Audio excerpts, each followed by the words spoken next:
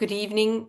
Welcome to the African Literature Association online lecture series, the October 2025 session.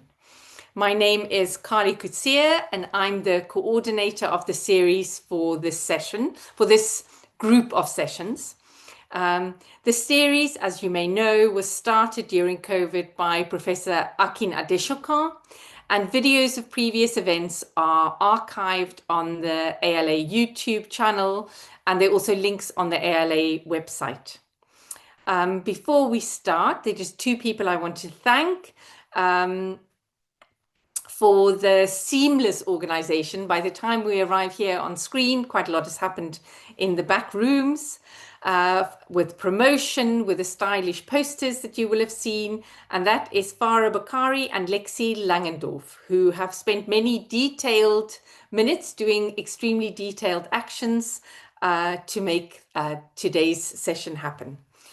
Very soon, and I was hoping it would have happened by today, it's about to happen any day now, the ALA conference call for papers will be published.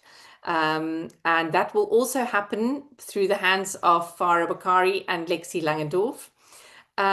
Today's lecture, so I don't know whether I'm allowed to tell you the theme of the conference. Let me not do that, but I can tell you that the two speakers today represent work that fits quite well with the theme for this year, for the conference that's going to take place in 2026.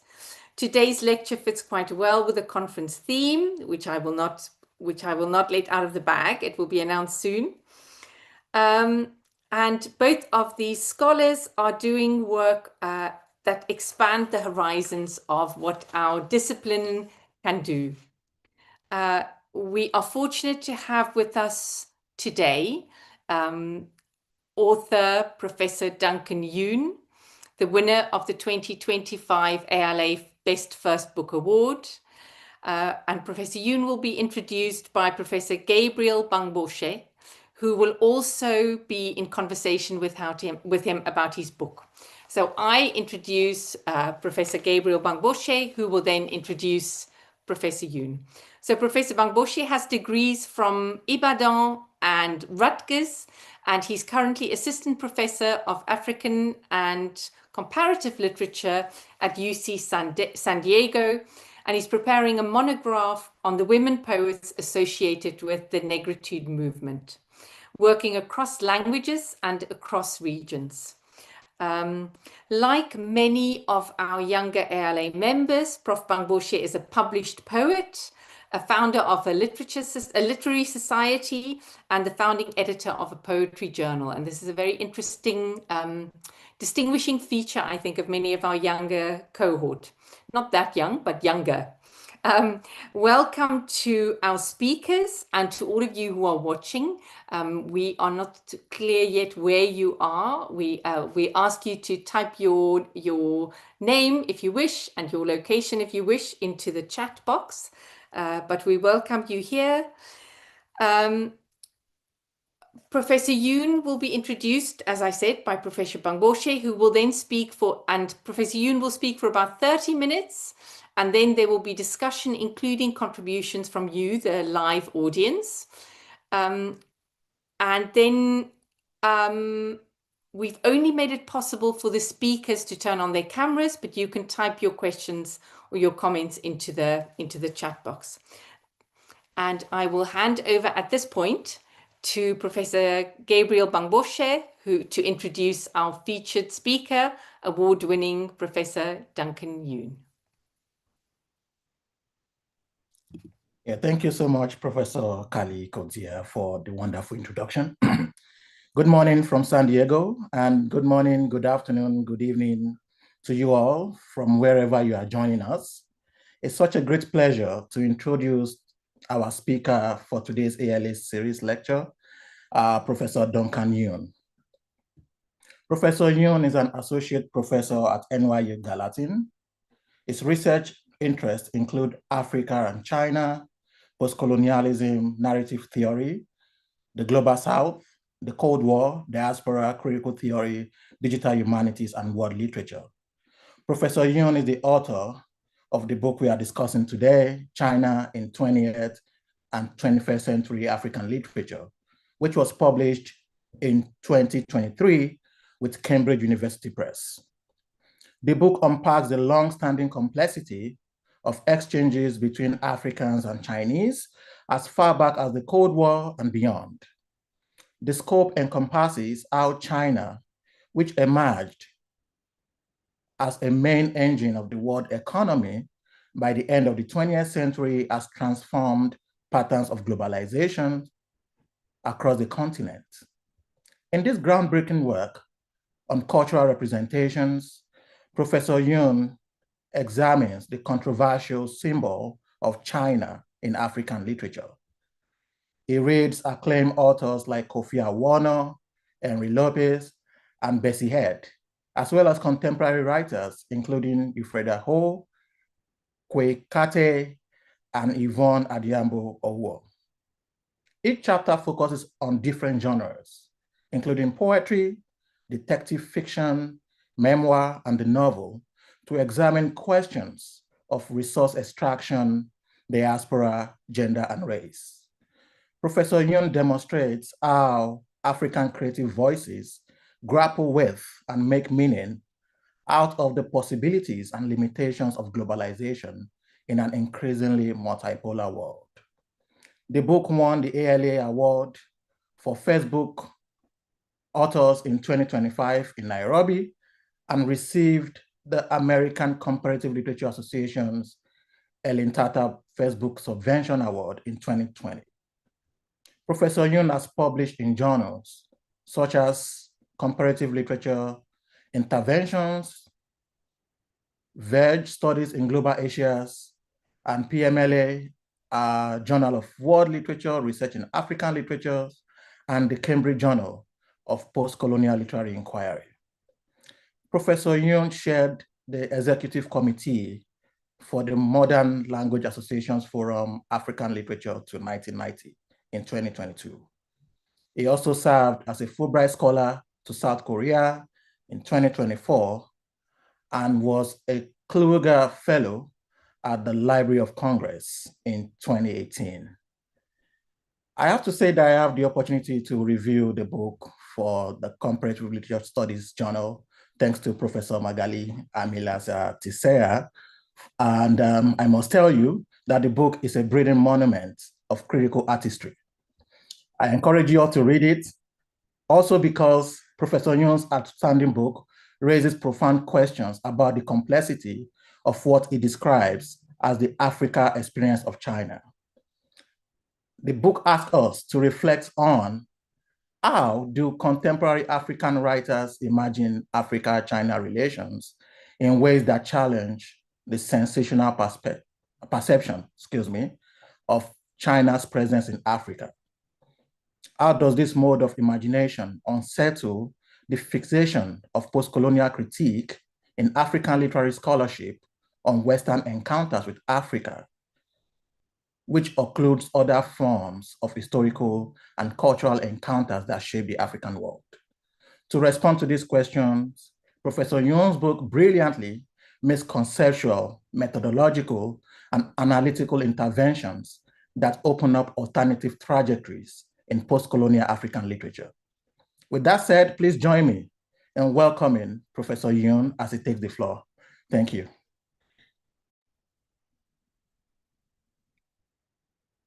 Well, thank you, Gabriel. That was that was an amazing introduction. I don't think I've ever had something so spectacular. So thank you for that. Thank you to Carly and Lexi and Simon for putting this together. I am gonna share my screen so I have my slides ready to go. All right. So hopefully everyone can see that now. Yeah, so I just said that, so we can move on to the next one. Like Gabriel pointed out, the book was published by University of Cambridge Press, and in particular a series called Cambridge Studies in World Literature, which is edited by Debjani Ganguly and Francesco Orsini.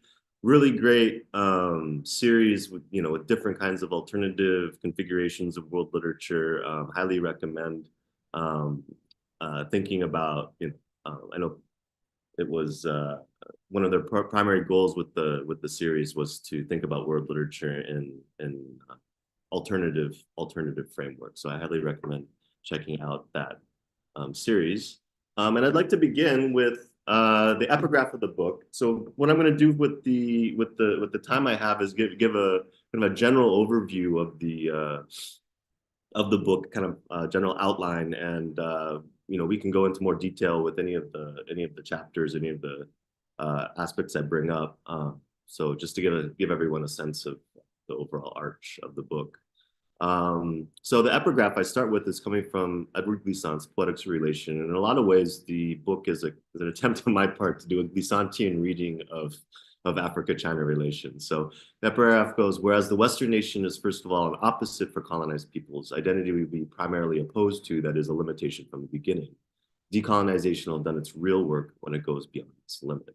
So really what I wanted to do was push beyond that kind of binary of colonized or colonized, even as many of the tropes of,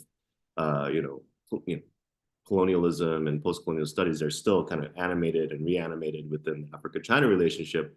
I think it was really important to push beyond that sort of West and the rest binary. And Glissant in many ways is, for me, the primary theorist through which I felt like I could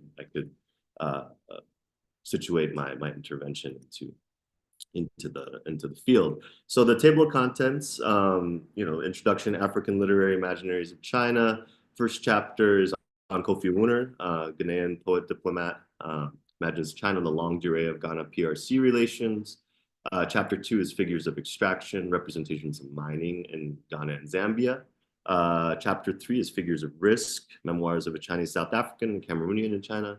And chapter 4 is racialization and Afro-Chinese identity, Henri Lopes's Le Lys le Flamboyant, or the Lily and the Flame Tree. And then the conclusion is forming Afro-Chinese worlds. And so I tried to kind of lay it out, through figures. A lot of it's cultural history. I realized as, like the conclusion is more of a philosophy of history. So I feel like I kind of move in between a few different disciplines.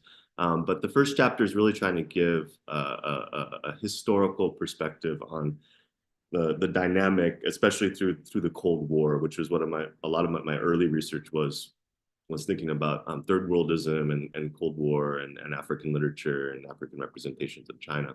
But then as all this stuff sort of started coming out in the 21st century, the book itself has turned into a consideration as well of the contemporary moment, but I still wanted to make sure that I historicized properly. So the next two chapters, figures of extraction and figures of risk.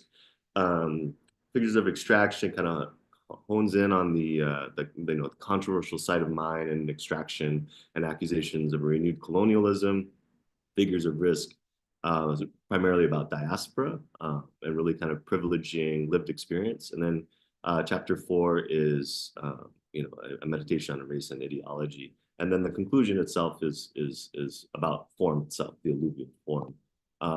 So one of the main things I was trying to keep at the front of my mind when I was writing the book was, how can we be critical of a dynamic without resorting to prejudice or racism? This topic, as I'm sure most of you are aware, is very controversial and very sensationalized. And so often when media outlets criticize the dynamic, they reactivate old colonial tropes, either the yellow peril or the agentless African and all these different things. And so when I wanted to write this book and get into the weeds with everything, I was like, okay, so how can I be critical of things without resorting to this discourse? In fact, being critical of that discourse within the analysis itself. And so this is kind of been at the front of my mind. And then also, I think something I would add to this is, I think with this topic, sometimes the research can be instrumentalized by geopolitics and certain nationalist agendas. And so I think that sort of producing knowledge that isn't sort of readily instrumentalized by like nationalist agendas, I think is a pretty good thing. So hopefully I accomplished some of that in the book, where everybody's maybe not happy with it from political positions, but maybe that's a good thing. So the other question that I have is, what does China mean for African writers? So I wanted to position creative writing at the center and African creative voices at the center of this discourse, which is often very, very heavily skews towards quantitative political science research, around the topic was, lately we've had a bit of a qualitative turn, like Mingwei Huang's book on racial capitalism, so more ethnographic stuff. And so my book is part of this, what we might call a second wave of scholarship that has a more humanistic or qualitative approach to the topic. So for me, kind of tracing China as a trope, really, that's what I was doing. How does China function as a trope in kind of a longue durée of 20th and 21st century African literature, Anglophone and Francophone?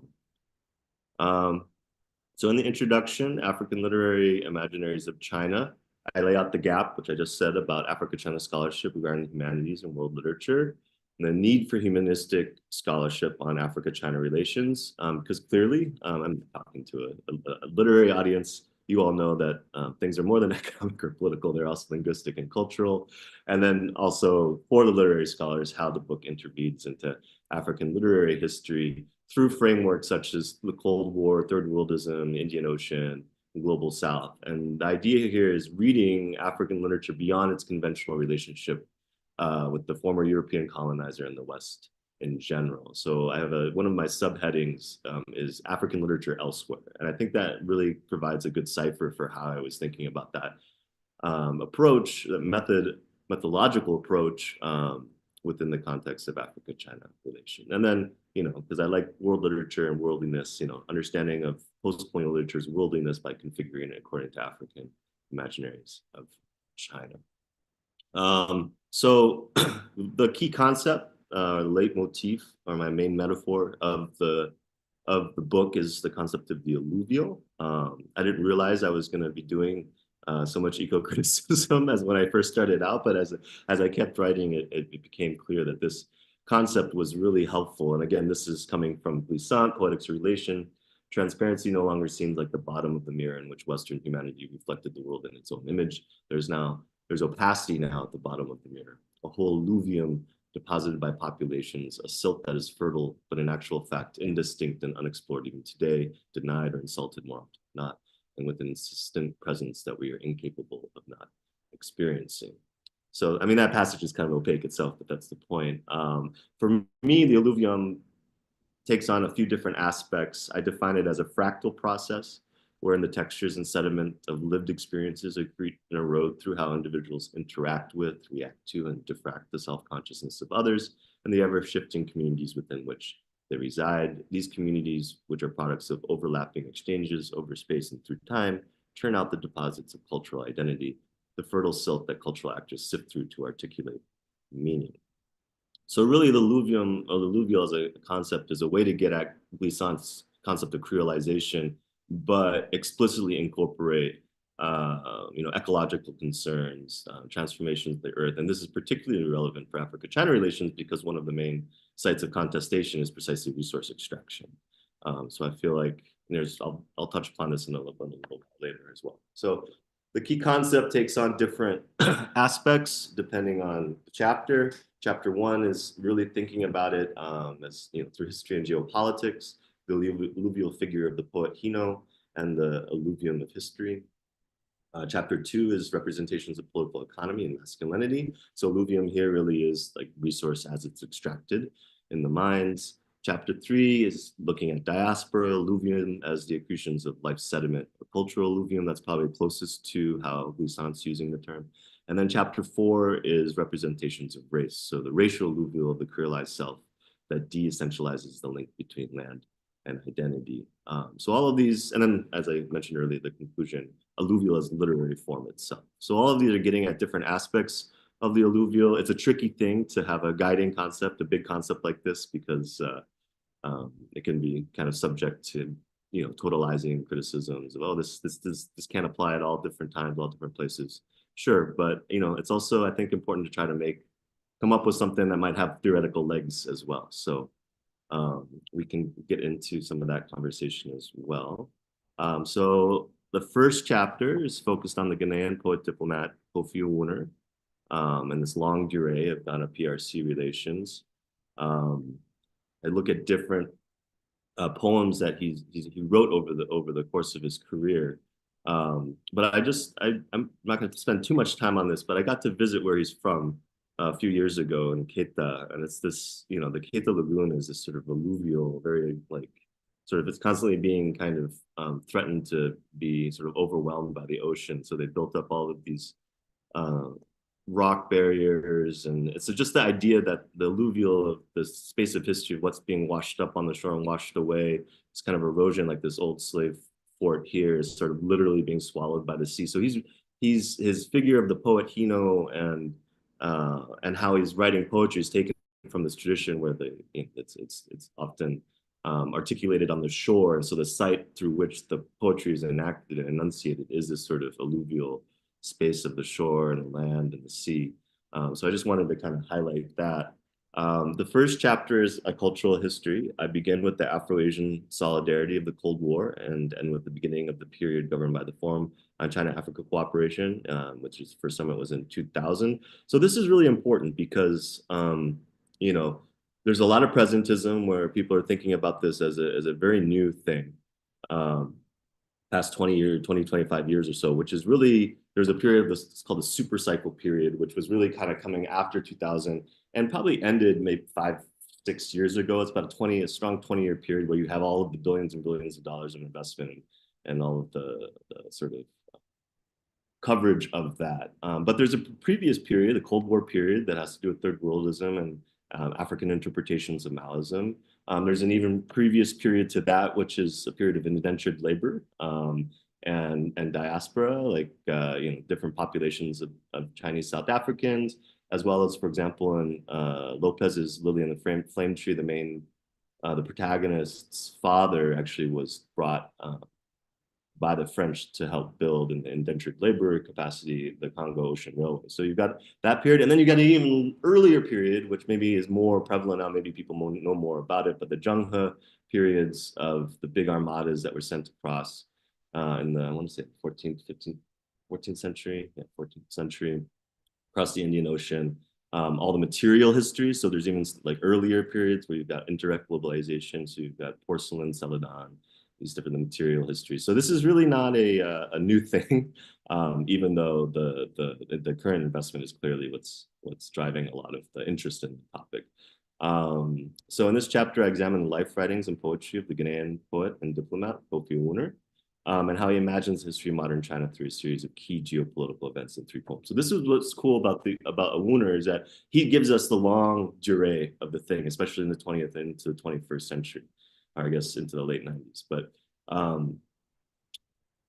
in his first poem, he writes this very kind of Pan-Africanist long march, The Black Eagle Awakes, where he's interpreting the CCP's or the PLA's long march in China for liberation. So it's the Red Army's Long March in 1935, which he interpolates into Pan-Africanist imaginaries of decolonization, The Black Eagle Awakes. So you've got this early moment of third worldism and Afro-Asian solidarity. This poem shows up in that little Afro-Asian poetry anthology I showed a few slides ago. And then he writes much later a poem called The Red Bright Book of History, which is a scathing critique of Tiananmen and how he sees Tiananmen as the betrayal of the Chinese Revolution.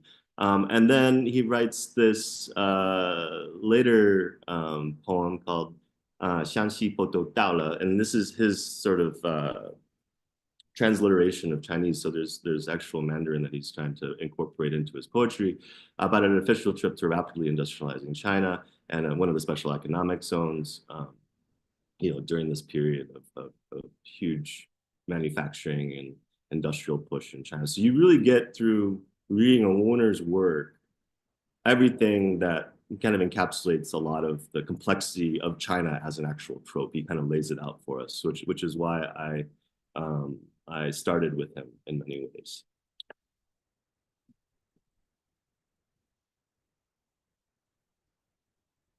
So chapter 2 dives into the big controversy, right? Is China colonizing Africa? And I do it by focusing on 2 pieces of genre fiction, Gold of Our Fathers by Quartey and A Casualty of Power by Chipanta. One's focused on mining in Ghana, gold mining, and then the other one is focused on copper mining in Zambia. So the relationship here between resource nationalism and post-colonial masculinity. So I home in on what I call figures of extraction by examining representations of mining, literal, mineral, alluvium in the two pieces of genre fiction. So the mine really, in many ways, becomes a synecdoche for Africa-China relations at large, really, and particularly through the staging of, threats of re-emasculation through practices of extraction that are reminiscent of colonial extraction, different relationships between Chinese men and African women. Also, they're both texts are really trying to lock in on like who's at blame, right? Especially the detective novels, like who's at blame. It opens up with this one of the Chinese miners being murdered and sort of buried in the mine itself, and so this idea of who's at blame is a really important part of like this whole discourse around China colonizing Africa. So I unpack the sensationalist discourse surrounding Africa-China relations. It depicts the dynamic as a kind of Manichaean struggle between an African victim and a Chinese villain. I show how Chinese investment triggers the colonial trauma of European colonialism, even as the Chinese presence is configured in critically different ways. I call this difference Chinese extractivism. So this is kind of one of my most important points here, is that to equate the Chinese presence with the 200, 300 years of geographical violence of European colonialism, the discourses of imperialism, enslavement, forced labor, this sort of occludes, to equate all of that in one sort of fell swoop actually ends up occluding what's different, what's actually going on that will help us understand how this dynamic works in the contemporary moment. I mean, and even in a quantitative sense, if you're talking about the percentages of how much mines or resources are being controlled by the PRC, it's only around 6%. This is from a political scientist, Erickson's article. Whereas one like huge multinational conglomerate, Anglo-American, controls over like 14, 15%. So the government, so there's this kind of imbalance of like one huge corporation controlling a lot of the extraction of resources versus, the country being only around 6.7%. So why does this discourse of colonialism persist? And in this chapter, I talk about how it's linked to, the resource nationalism and post-colonial masculinity and the threat of a re-emasculation that the extraction of resources produces, and then also the complicity of elites. And in this sense, there's more, it's actually more sort of, I think it's better to sort of pull connections more towards neo-colonial paradigms than colonial paradigms, insofar as there's a lot of complicity with local elites in the process here. So the other thing that I think is important to take into account is just histories are different, right? So one of the reasons why I started with the Cold War was that it gives this whole other historical element to how China's investing in different African countries nowadays. They use the same discourse, just sort of reconfigured of, instead of third world solidarity, Afro-Asian solidarity, now it's the win-win mutual benefit. So all the rhetoric is sort of tied to this Cold War period of anti-colonialism and decolonization. So there's real like sort of affective, qualitative, geopolitical differences in terms of how the dynamic is being played out in a contemporary sense. And then also just, in terms of ecological, eco-critical framework, when colonialism, when they were extracting the resources during this period, field industrial revolution in the West and all of that, the resources were more or less thought of as infinite, right? So there's like, we're just going to extract. There was no concern with any kind of limits on the resources. Now, if you lease a mine to, the PRC, even for 20 years, that, there may not be any bauxite left after that. So there's this kind of finitude that's linked to, climate change, the climate crisis. Everyone's aware of this as they're going about it. And a lot of the novels sort of stage this as well, especially in Nkoli Jean-Beaufen's Congo Inc., which I've written about. One thing I should say is that I couldn't fit everything in the book. So I have a lot of articles that map out these different dynamics as well. More Francophone texts, Mudimbe, Beaufen. So I read about Brutus and other South African writers. So so the book itself is not the whole corpus by any stretch of the imagination. And there's plenty of stuff that I haven't talked about. So this finitude of natural resources really, changes how the dynamic can be thought of, and the stakes between what I'm calling Chinese extractivism versus how the discourse of colonialism persists and morphs within this dynamic. Okay, so when the dynamic is oversimplified, jingoistic nationalisms easily instrumentalize it to incite an anti-Chinese populism. The simplification often ignores the complicit role that corrupt African elites play in facilitating resource exploitation. Both of these books, the Chipanta and the Quartey, the who's at blame, really, spoiler alert, the lion's share of the blame is with the corrupt African elites, which is why I'm saying it's kind of more linked to like neo-colonial dynamics. But one thing that, for example, Mingwei Huang's new book that came out is an ethnography of Chinese shopkeepers, the kind of footloose informality of like the Glamsey mining and the Wildcat gold mining, and it's a little different than even thinking about how, like, Semben's thinking about neocolonialism and something like Hala, where they've got these like very sort of clear backroom deals happening. That stuff is still there, but it's also, there's this whole element of informality on the ground hustling that's happening, that I think is also an important development to consider when we're thinking about Africa-China relations. That is what makes it, what's going on now that is different than what's been happening in the past. So chapter 3, figures of risk. So I turn to memoir. So chapter 1, poetry. Chapter 2, genre fiction. Chapter 3, memoir. I look at 2 memoirs, one by Ufrieda Ho, Paper Sons and Daughters, Growing Up Chinese in South Africa, and Jean Tardif Lancôme's Cameroonian author, Black Man and His Visa. And here I'm thinking about actual diasporic entities, Chinese South Africans, Cameroonians in China, and what sort of issues of mobility and vicissitudes of diasporic mobility, moving through different bureaucratic frameworks. They conceptualize mobility through the complex interplay between racial identity, government bureaucracy, threat of imprisonment, personal risk, and economic gain.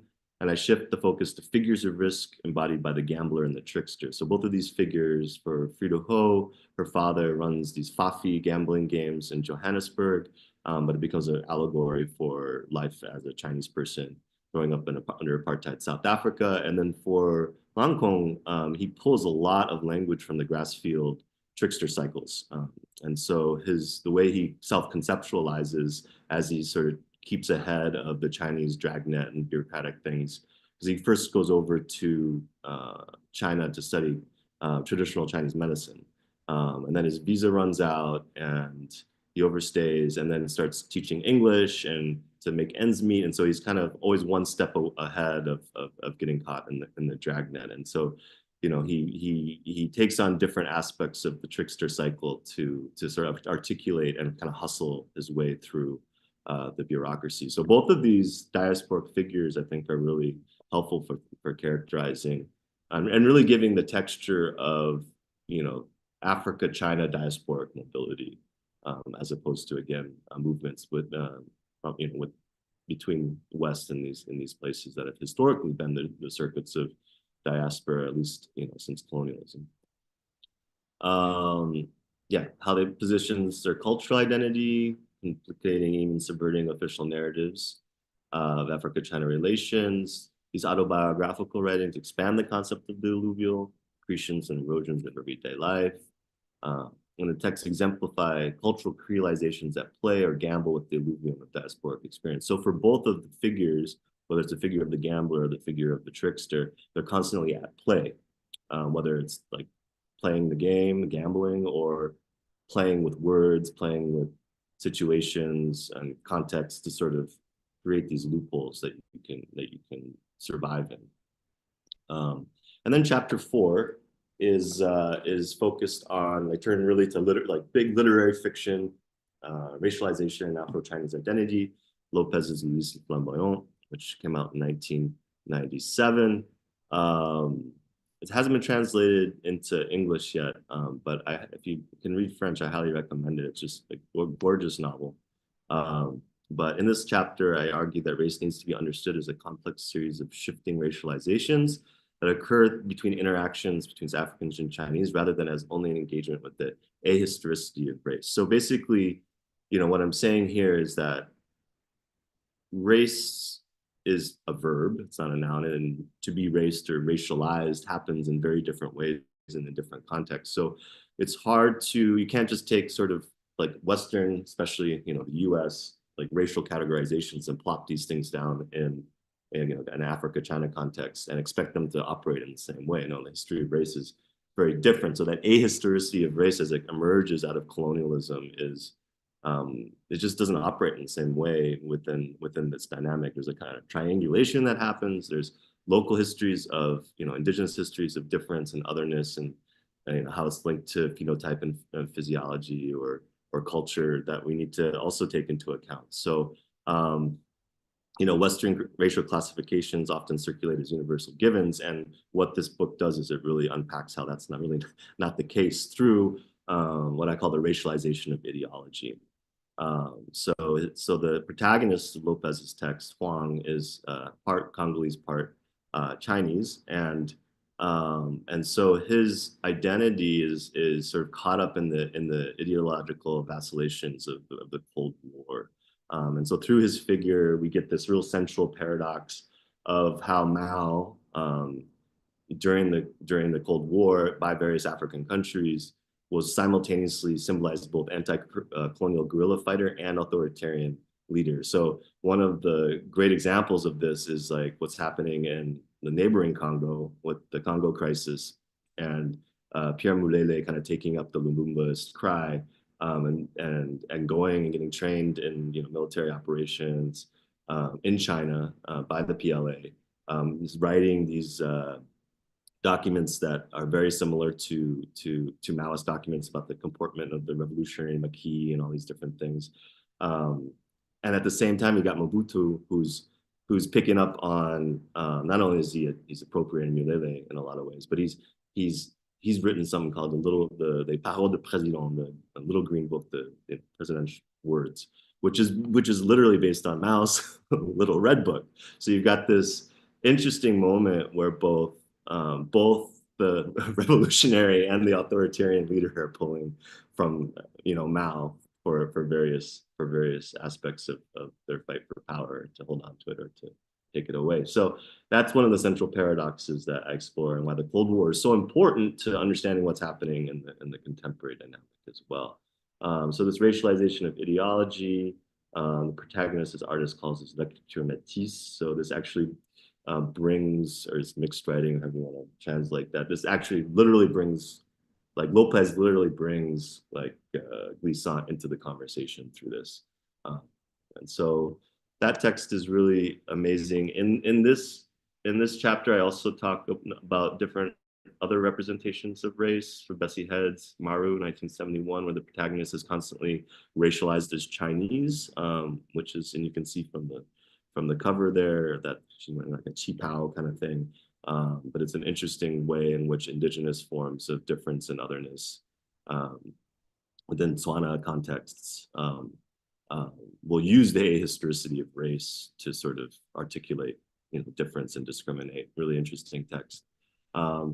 Falele's Down Second Ave in Corner B, short story collections.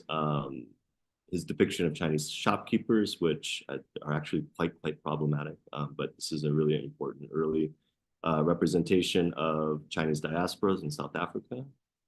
And then in the conclusion, I turn to literary form and talk through Yvonne Adhiambo Owuor's Dragonfly Sea in 2019. This book came out while I was finishing the manuscript of the book, and I was like, oh man, I gotta put this in, because it's just it does too many things that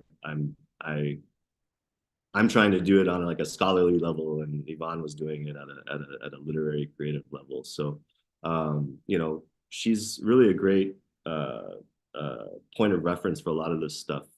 Because, for example, at the acclaimed Book Festival in 2020, she's talking about Africa-China relations. What does China's return to Africa actually mean for us in our terms and with our language and with our sense of context and history as well, rather than the sky is falling on Africa's head, poor Africa, the Chinese invaders are coming, the barbarians are at the gate, which was mostly perpetuated by writers not of African origin.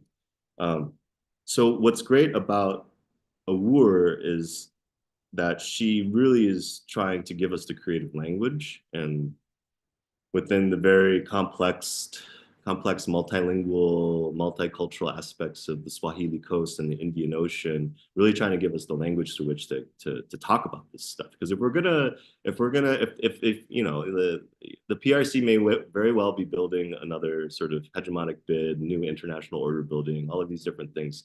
Well, that's all well enough, but to be able to understand it and also to articulate it, we need the language, we need the words, we need the metaphors. And if that actually ends up happening, then there also needs to be sites of resistance to, I think, hegemony sorts of things. So the writers, and why I wanted to focus on the writers, I mean, I don't need to tell literary scholars this, but it really is the site through which we understand how these things operate symbolically, discursively, and they really stand front and center, you know, these symbolic worlds and how individuals relate to each other, and even the geopolitics and the economics and how people relate to each other in terms of investment policies and strategies and so on. So anyway, Owuor gives us a lot of the language for this. I think I'm coming up on time here. I've spoken for a while, but I have some passages I could read, some close readings here of Owuor's text, which is written in this really beautiful, what I call alluvial form. It's kind of proleptic bursts of prose that mimic the crashing of the waves on the shore. And really the central idea in the novel is like kind of what's washed up on the shore, what's washed away within the context of Africa-China relations. She takes the realized story of a woman who's purported to have Chinese DNA, and so then became a sort of cipher for Africa-China relations, goes to the PRC for schooling and everything. So that's the kind of, so this reanimation of the Indian Ocean, that old period I was talking about with the Zheng He expeditions, as well as the contemporary moment, sort of putting those into explicit dialogue and actually saying, well, the colonial period is there, but it doesn't necessarily have to be, those periods can speak to each other, especially if we're talking about the Swahili coast. Really beautiful lyrical stuff. She also uses like Owuor does some Chinese in the text. So this is actually in terms of politics and language and representations of like writing in African literature, to have actual Mandarin being written by African writers in African literature, I think in and of itself is a huge shift if we want to think about the histories and politics of language. So to sum up, rather than an afterthought, the symbolic realm stands front and center in Africa-China relations. The symbolic realm is reflected in different dimensions: the historical, the economic, the diasporic, the racial, and the aesthetic. These dimensions can be interrelated through the concept of the alluvial, at least I hope they have, by reading these relations through individuals in the planet, rather than only as between nation states and multinational corporations. We can push against the reanimation of colonial era dehumanizations. And then such an approach updates post-colonial critique to address the realities of the 21st century. So yeah, really, you know, pushing beyond that old binary to really get at what sort of, how can post-colonial critique really shift and change and evolve? And, you know, it's not, I feel myself very much within that tradition, so it's not like I want to get out of it, but at the same time, I think it needs to be pushed open and to be able to address what's, as a form of criticism, as a form of critique, in order to address what's happening in this increasingly multipolar world. So thank you to everyone. Zoom formats are a little, I'm just kind of talking at my screen right now, but thank you all for listening. Yeah, thank you so much for the wonderful presentation. While we wait for questions, we encourage our audience to post their questions in the comment section. But while we wait for that, I just really want to say I enjoyed reading your book. And your book is doing a lot of stuff, you know, across genre, the multilingual aesthetics, and the ways in which you sort of push us to kind of like think, you know, beyond the binary, you know, that sort of structure, you know, post-colonial critique. I think that is crucial in your work. But I have a curious, you know, question before, you know, we get from our audience. You know, I first of all, I want to say I enjoy your close readings. You know, beautiful, beautiful. But I'm curious about your reading of, you know, the Cameroonian writer Jean Tardif Loncon's portrayal of the African experience in China through the figure of risk, which I find, you know, really thought-provoking in your reading of The Black Man and His Visa. So I wonder if you could elaborate on this literary representation of the African diaspora in China.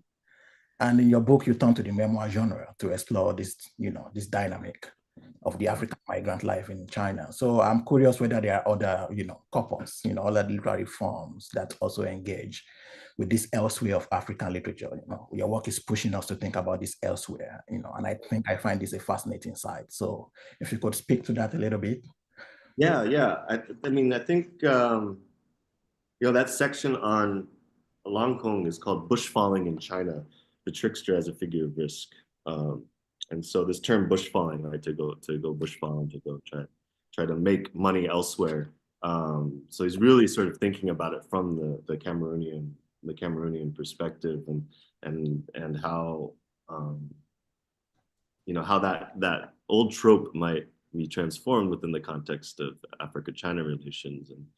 And in terms of the other works that might give us a sense of this diasporic aspect, an earlier one, and maybe it's less like a I don't know, diaspora as a kind of you know, settling, living, you know, having a family, working, but more of like almost like a weird travel log, was Dennis Brutus's. He has this really curious chapbook of poems called of China Poems, which I've written about for the Journal of World Literature, and it's about his travel to China during the Cultural Revolution. So he gets all of the propaganda tours and all these different things, but it's this very curious volume of poems where he is writing in the Teju form, which is the precursor of the haiku, is a Chinese form. And it's like very sparse sort of language. So there's a lot of doublespeak, a lot of the imagery is, so it can mean multiple things. It's both supportive and implicitly critical of what's going on. But that's another genre, I think, that is doing a lot of work, especially, you know, what does that mean for a South African anti-apartheid activist, writer, poet, to be using a Jeju form, a super traditional classical Chinese form, to write about his experience during the Cultural Revolution in China, where the whole point of the Cultural Revolution was to break it as emphatically as possible with all forms of tradition, including that of classical Chinese poetry. So what does it mean for that, you know, South African poet to be using this form to talk about his experience at a commune, you know, in China? So poetry, and I know you're very much interested in poetry. Poetry really can get at this stuff as well. There's also some, you know, there's more about documentaries, a lot of films actually that have been kind of coming out recently around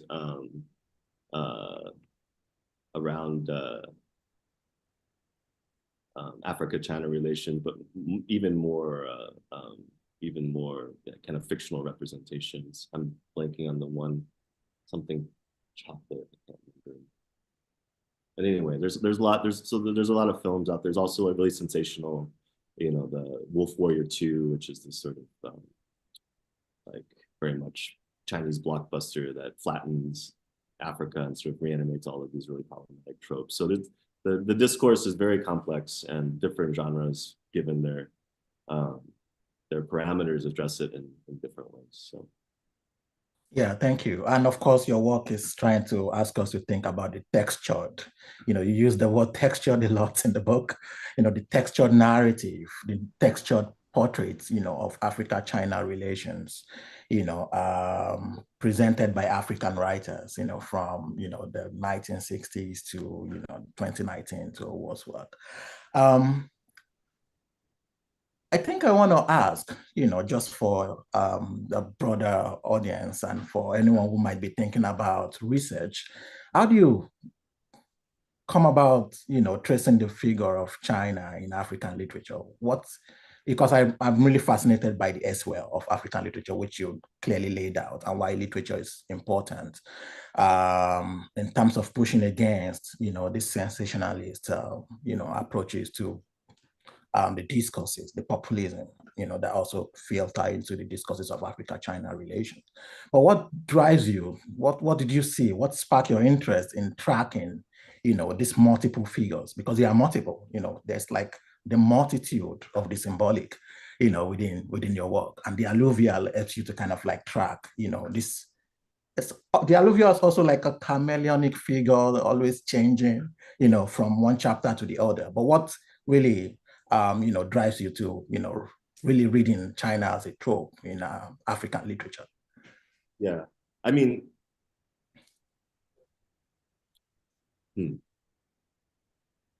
well, I mean, when I was doing my PhD, my research was primarily focused on Cold War stuff. So I was interested in politics of decolonization and third worldism. So then I got kind of clued into like African Maoism and how that was a big part of not just sort of like revolutionary figures, but like really, really important Pan-Africanist figures, right? So article that just came out, and this speaks a little bit to the Francophone text question, which is in the chat, as well as the alluvial thing. But I at the first Congress of Black Writers and Artists in 1956 in Paris, there's this whole exchange between Senghor and Jacques-Stéphane Alexis, a Haitian writer, wherein Alexis is really critical of Senghor's concept of negritude and how it's sort of flattening and all of that kind of thing.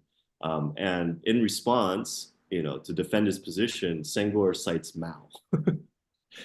and so it's this really crazy moment in intellectual history where Senghor is using Mao's concept of stylization for the people to defend his concept of negritude and its Pan-Africanist sort of essentializing qualities against Alexis, the Caribbean writer's sort of insistence, Alexis was also crazy Maoist too. So like, there's this kind of weird,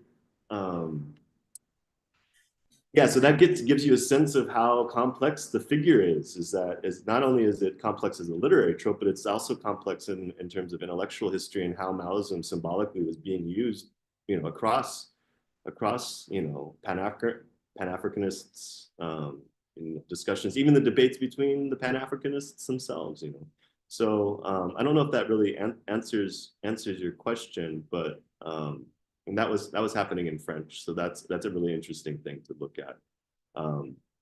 But yeah, I think there was just a real gap in the literature around this stuff, and I don't know. A more personal note is every time I go to the continent, I'm I would always think I'm Chinese, and I'm not Chinese at all. And so that was a lived experience that I was thinking about as I was traveling around, that, I'm interested in the cultural product. I'm interested in these other philosophy of history and these sorts of things, but I myself am being racialized in a very particular way. So that was also a kind of personal identity vote for why that kind of misrecognition, I think, is also at the root of a lot of what I'm looking at in my scholarship and readings, is like what's being misrecognized, what's being misread, and how that produces certain dynamics that can be problematic sometimes.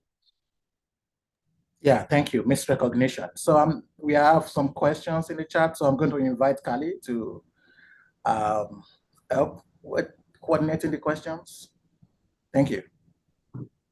Happy to do so. It seems a pity to interrupt the conversation between the two of you, because in many ways your work is dealing with similar intellectual formations, but in different regions or from different points of view. You clearly have a lot to say to each other. But Professor Yoon, would you mind if I take some of the questions and bring them together? and ask you a question about quite a more practical question about the journey from thesis to book, that perilous and painful journey. There's a few questions where people ask about that. I don't know if that's something you'd be willing to say something about.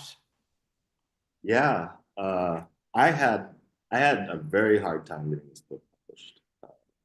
No one wanted it. So the dissertation was a very kind of classic. There was a chapter on Senghor, there was a chapter on Gugi. It was very sort of like laid out, kind of Cold War politics of decolonization, language, and the figure of China.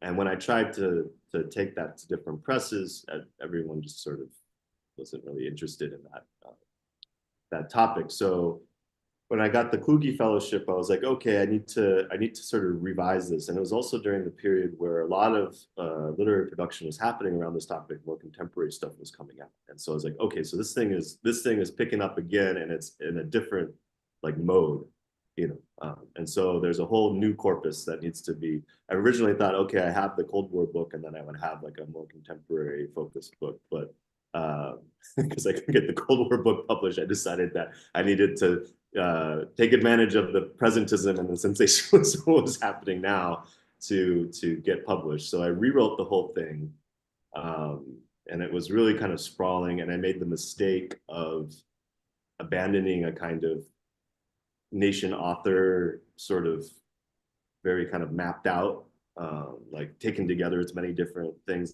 a big constellation, but like really deep historicizations, and just went total like thematic associative stuff. And when I sent that into Cambridge, the series, they were like, this needs to be rewritten again. And so I rewrote it, and went back to a more kind of deep historicizing, because I questioned myself. So you're talking about the process from thesis to book. I definitely had a crisis of confidence around being able to write something that was cohesive, because if that form, how I was taught coming out of the PhD program, wasn't getting me published, then what was I supposed to do?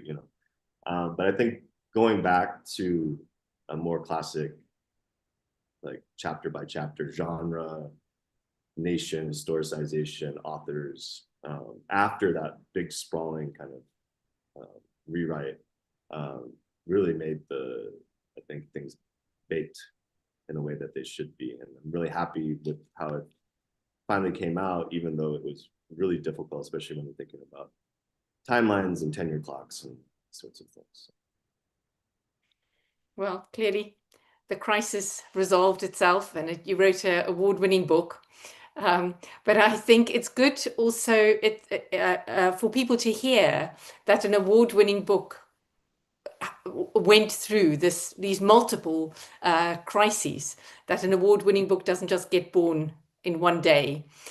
And just the difficulties, which I think are so under discussed, of the difficulties of making a thesis into a book, because they really are completely different things, and different things are required. In the thesis, what one is trying to do is to show everything you've read. And then it comes to the book and they say, no, actually, there must be a really tight argument. Like, well, that's not what my thesis prepared me for. So thank you for talking to us about that. I'm going to try and make sense of some of the questions. Often the questions people ask are extremely specific and detailed, which is kind of a good thing. It shows you are reaching your readers, but it makes discussion a little bit difficult. So what I'll do first is welcome our president, Simon Lewis, who's in the room, and also the chair of the Mashariki Eastern African Literary and Cultural Studies Association, Professor Edgar Nabutanye. Professor Nabutanye is actually published on the Dragonfly Sea. So I think people also come to your talk or come to your book interested in different things. So let me see if I can make sense of these quite specific, really interesting, but quite specific questions.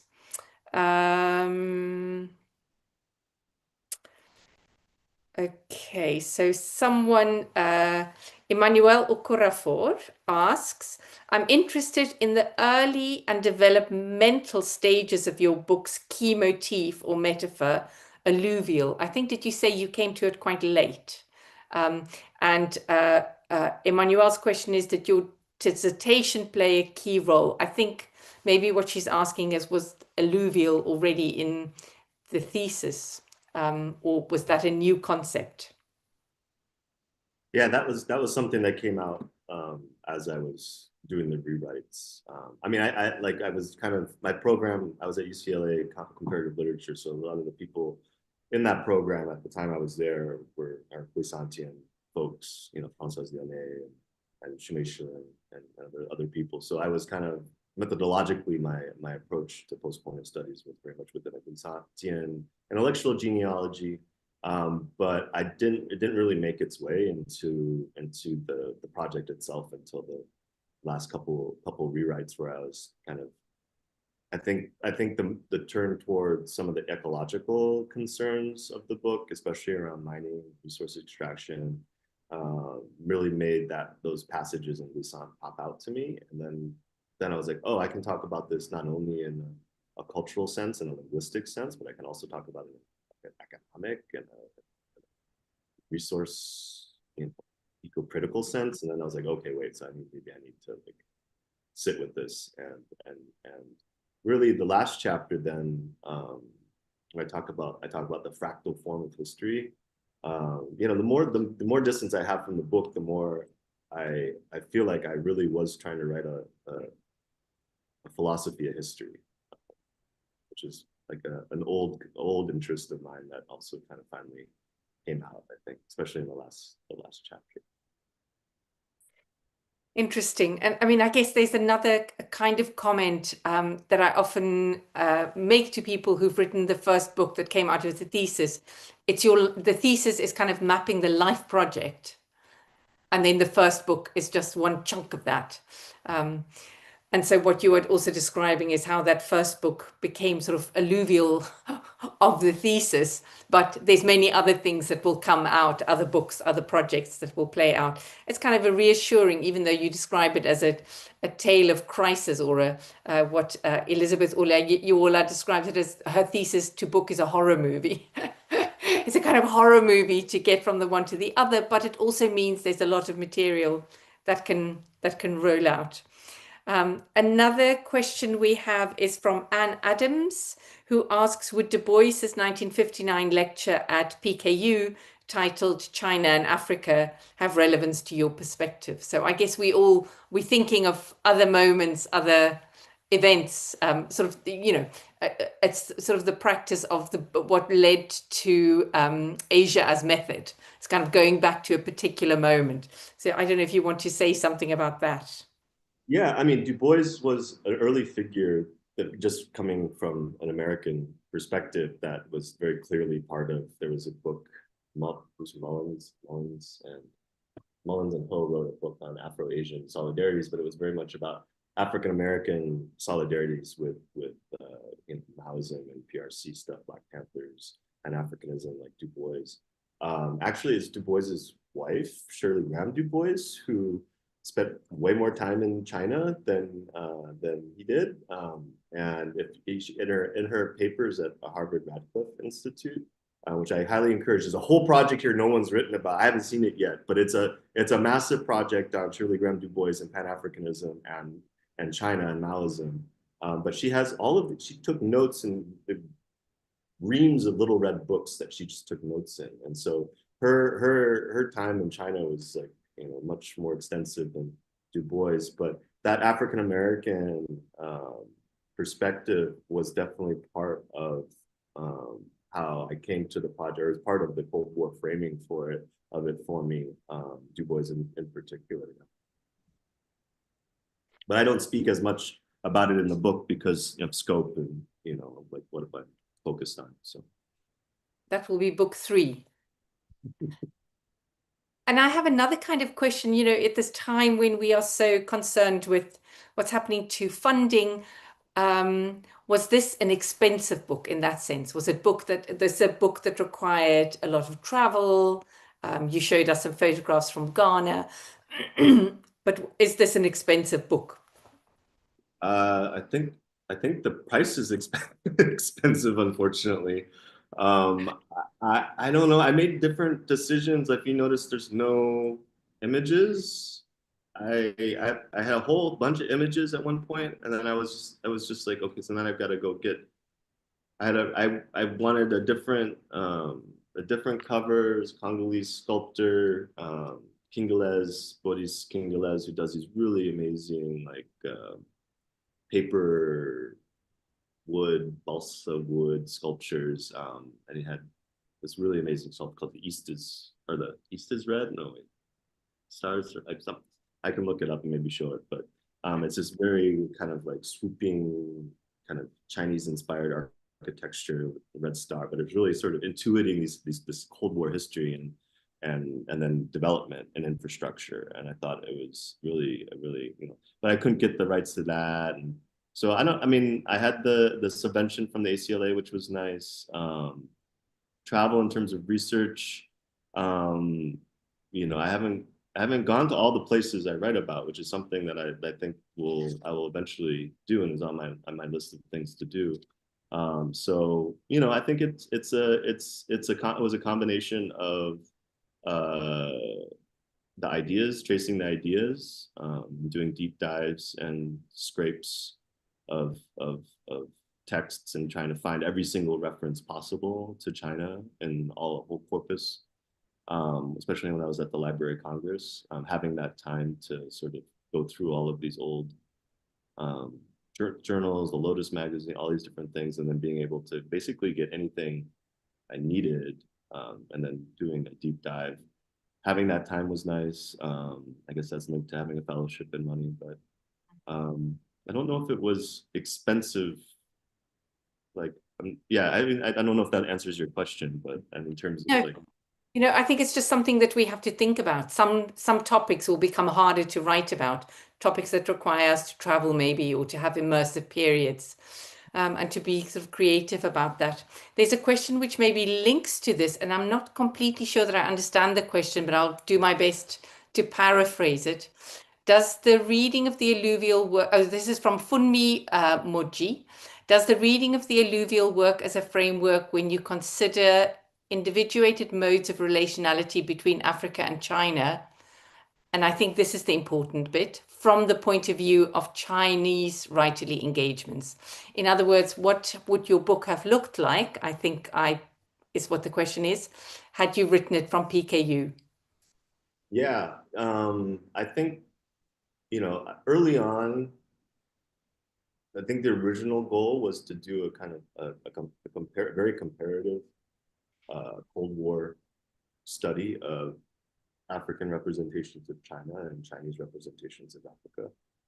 So I found all of these old revolutionary plays in Mandarin, like where they were like war drums on the equator, where they were basically, the Congo crisis and the Lumumba assassination, that was like such a huge third world like symbol. And so that was even making it into Chinese cultural production, revolutionary cultural production. And so they were making these like revolutionary plays around it. And they were all in blackface, really like, it's really like kind of crazy stuff. But I slowly realized that corpus was going to be too large, and I was only going to get so far with that kind of comparison, especially as I was sort of thinking about the job market and where I was positioning myself and all of that kind of thing. So I think that there is, and I know there's a lot of Chinese scholars who are working on this, but I think there's going to be a lot of stuff coming out in the next couple of years on cultural representations of Africa in Chinese cultural production. Yeah, somebody needs to write the other side of this book. There's a photo negative of this book from his perspective that I had the seeds of as I was putting my dissertation together, but then decided to focus primarily African representations. So yeah, I think it's I hope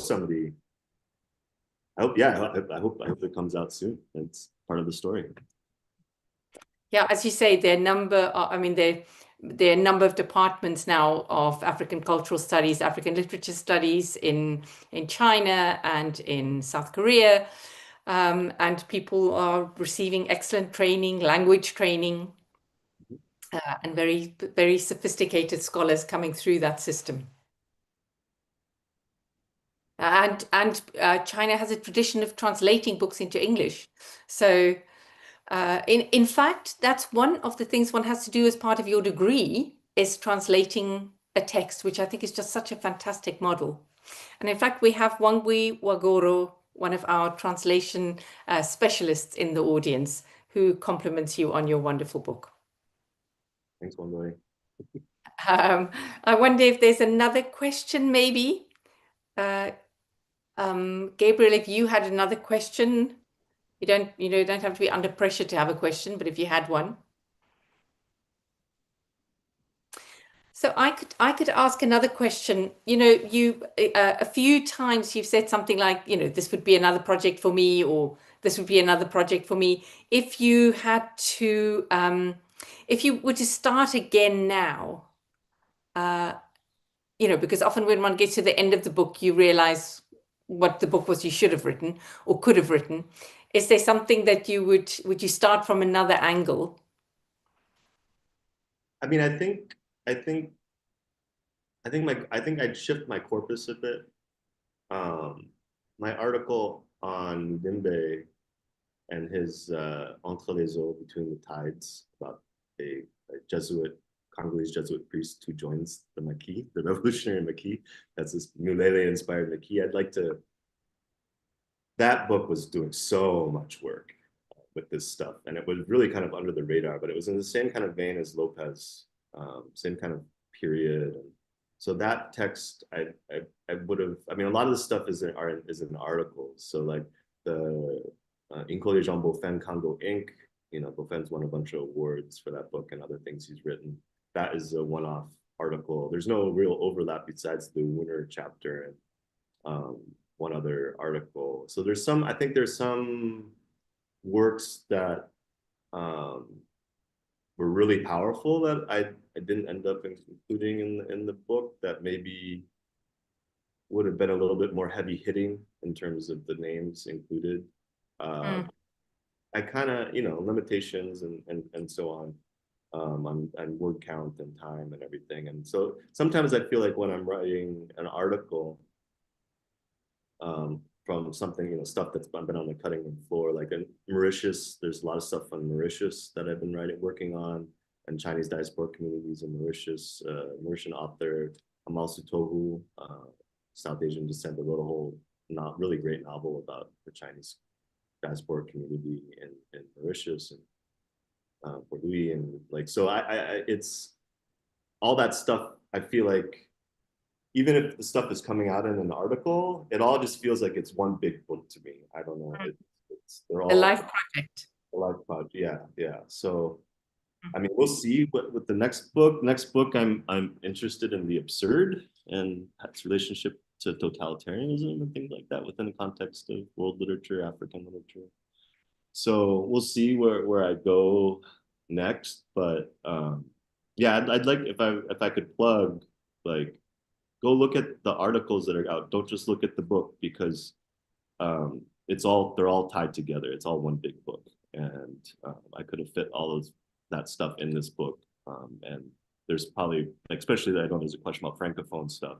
A lot of Francophone stuff that didn't make it into the book for whatever, I guess, because I don't know, I'm in an Anglophone context, so maybe I did more Anglophone stuff in the book for a specific reason, and more Francophone stuff showed up in the articles. But. Thank you. And then there's a very specific question, and I don't want to put you on the spot, but do you have a recommendation for someone who's teaching Novaya Bulawayo's We Need New Names? And do you know of someone who's written on the representation of the Chinese characters in that novel? I think Ying Chung has written about that. Yeah, there's some really good, what's the art? Yeah, Ying Chung.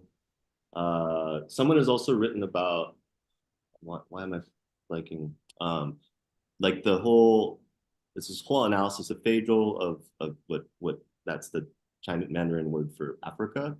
I'm blanking on the article that it's in, but if you look up like Feijo and analysis. Can you spell Feijo? Would you mind spelling that? I can F put it in the chat, or if you can put it in the chat. Yeah, F-E-I. That's the pinyin for it. Let me see if I can just, I mean, we're online, aren't we? I don't know. This is worth trying to find right now, but there's lots of stuff out there that, especially by Chinese scholars.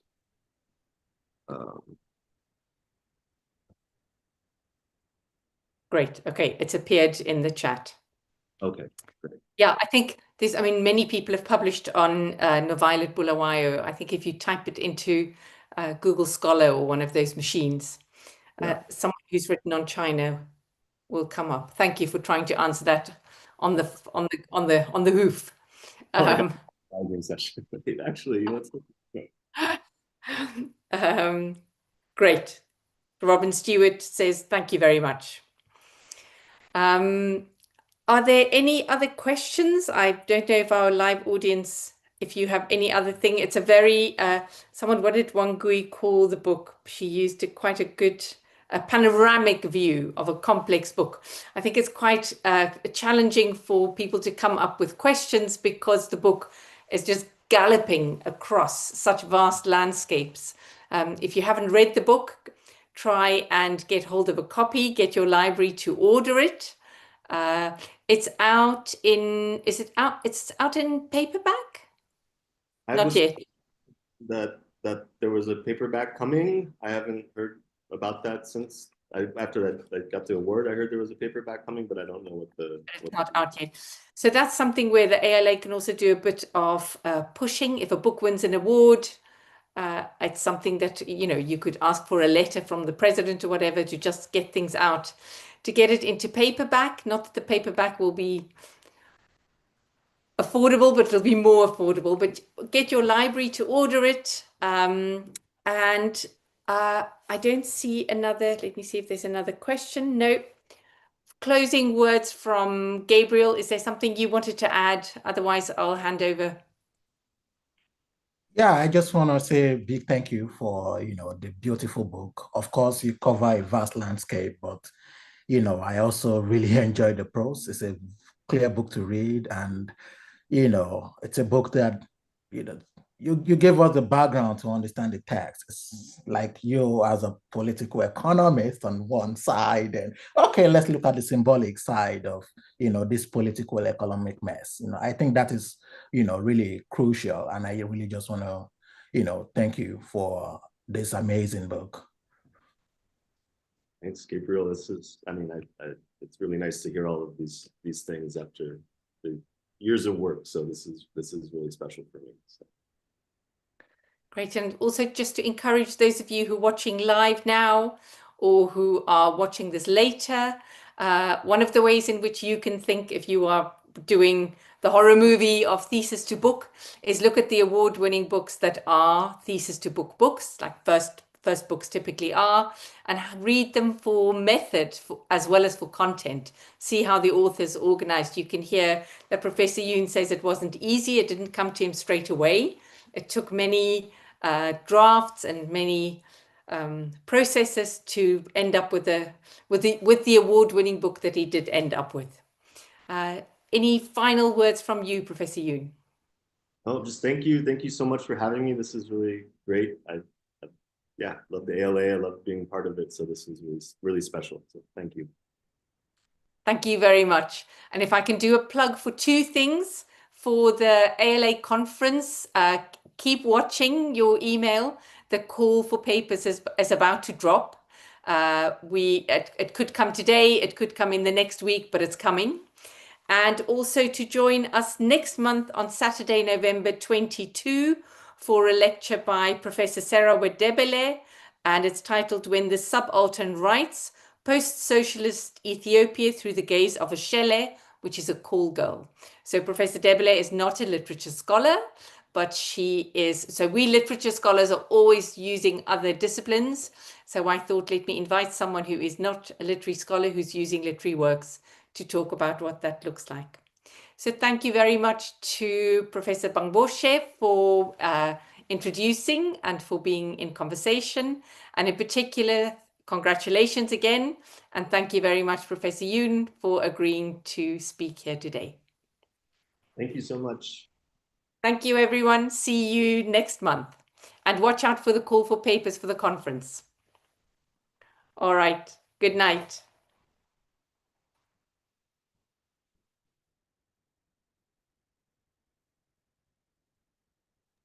Okay, we are offline.